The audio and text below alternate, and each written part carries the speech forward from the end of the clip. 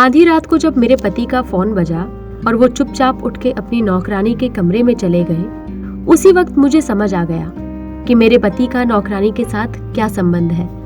मैंने शादी के बाद से देखा है कि मेरे पति इस नौकरानी की थोड़ी ज्यादा ही देखभाल करते हैं। जब भी उसे किसी चीज की जरूरत हो तो वो नौकरानी को बुलाते। अगर मैं उनके बगल में भी बैठी रहूं तब भी वो मुझे कुछ नहीं बताते। मैंने एक बार नौकरानी से तू करके बात की थी, इसलिए दीप ने गुस्से में मुझे कहा, अगली बार से तुम गीता से ऐसे बात नहीं करोगी। एक नौकरानी के लिए मेरे पति का ऐसा बर्ताव मेरे लिए मान पाना बहुत मुश्किल था। एक दिन दीप और मैं ड्राइंग रूम में बैठे हुए कुछ बातें कर रहे थे। फिर नौकरानी ने आकर कहा, दादाजी मुझे कुछ दिन की छुट्टी चाहिए, मैं अपने गांव जाऊंगी।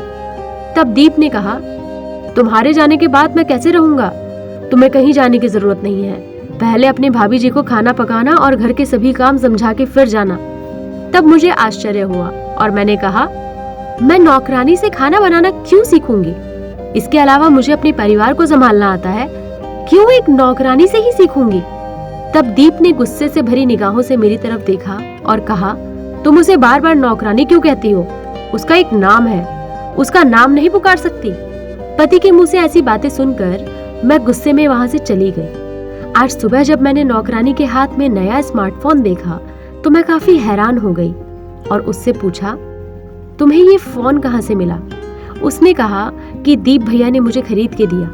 मैं कमरे में आई और दीप से पूछा, क्या तुमने गीता के लिए नया फोन खरीदा है? दीप ने फिर हंसते हुए जवाब दिया, हाँ, मैंने इसे इसलिए खरीदा क्योंकि इस उम्र में एक लड़की को स्मार्टफोन का शौक होता ही है।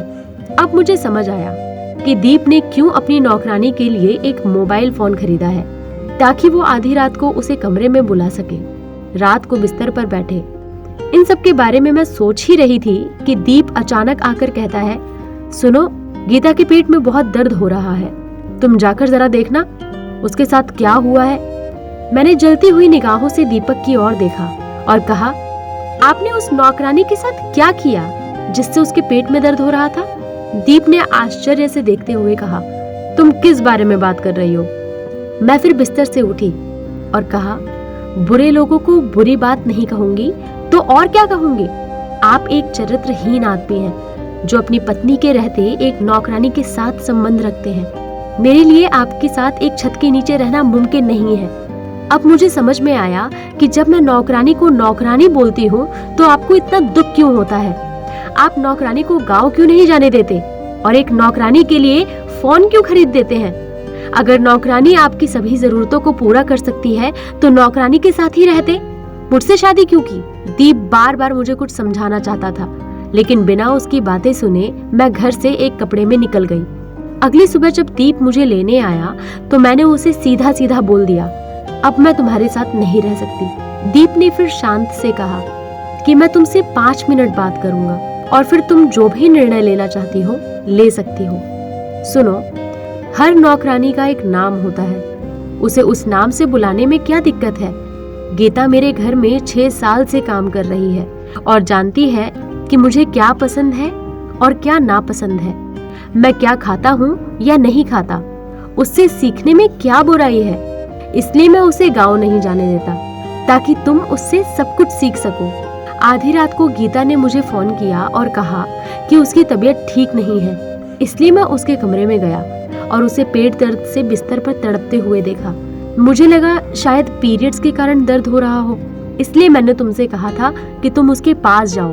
बात खत्म होते ही दीप सोफे से उठ खड़ा हुआ और उसने कहा, दुनिया में ऐसे कई पुरुष हैं जिनका एक नौकरानी के साथ अनैतिक संबंध है, लेकिन यकीन मानो मैंने गीता को अपनी छोटी बहन की आंखों से ही देखा है हमेशा।